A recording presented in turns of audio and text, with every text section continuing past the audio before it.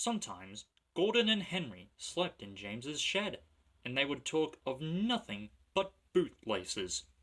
James would talk about engines who got shut up in tunnels and stuck on hills, but they wouldn't listen and went on talking and laughing.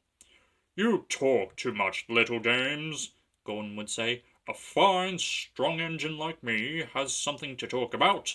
I'm the only engine who can pull the express. When I'm not there, they need two engines. Think of that! I've pulled expresses for years, and have never once lost my way. I seem to know the right line by instinct," said Gordon proudly.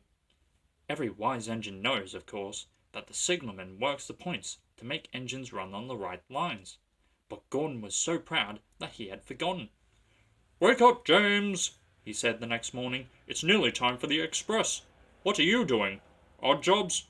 Ah, well, we all have to begin somewhere, don't we? Run along now and get my coaches. Don't be late now." James went to get Gordon's coaches. They were now all shining, with lovely new paint. He was careful not to bump them, and they followed him smoothly into the station, singing happily, "We're going away! We're going away!"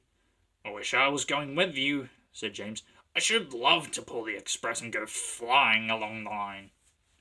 He left them in the station and went back to the yard, just as Gordon, with much noise and blowing of steam, backed on to the train. The Fat Controller was on the train, with other important people, and, as soon as they heard the guard's whistle, Gordon started. "Look at me now! Look at me now!" he puffed, and the coaches glided after him out of the station. "Poop, poop, poop, poop, poop! Goodbye, little James! See you tomorrow!" James watched the train disappear round a curve, and then went back to work.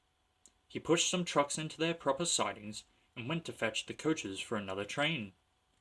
He brought the coaches to the platform and was just being uncoupled when he heard a mournful, quiet "shh, shh, shh, shh," and there was Gordon, trying to sidle into the station without being noticed. "Hello, Gordon, is it tomorrow?" asked James. Gordon didn't answer, and he just let off steam feebly. "Did you lose your way, Gordon?" "No, it was lost for me," he answered crossly. "I was switched off the main line onto the loop. I had to go all round and back again." "Perhaps it was instinct," said James brightly. Meanwhile, all the passengers hurried to the booking office. "We want our money back!" they shouted. Everyone was making a noise, but the Fat Controller climbed on a trolley and blew the guard's whistle so loudly that they all stopped to look at him. Then he promised them a new train at once. "Gordon can't do it," he said. "Will you pull it for us, James?" "Yes, sir, I'll try." So James was coupled on, and everyone got in again. "Do your best, James," said the Fat Controller kindly. Just then the whistle blew, and he had to run to get in. Come along, puffed James. "You're pulling us well, you're pulling us well," sang the coaches.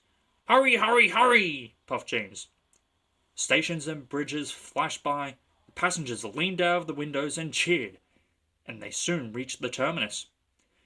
Everyone said thank you to James. "Well, John," said the Fat Controller, "would you like to pull the express sometimes?" "Oh, yes, please," answered James happily.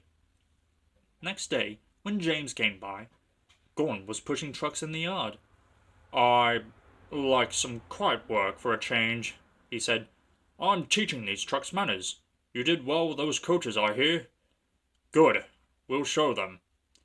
And he gave his trucks a bump, making them cry, "Oh, oh, oh, oh, oh!" James and Gordon are now good friends. James sometimes takes the express to give Gordon a rest. Gordon never talks about bootlaces, and they are both quite agreed on the subject of trucks.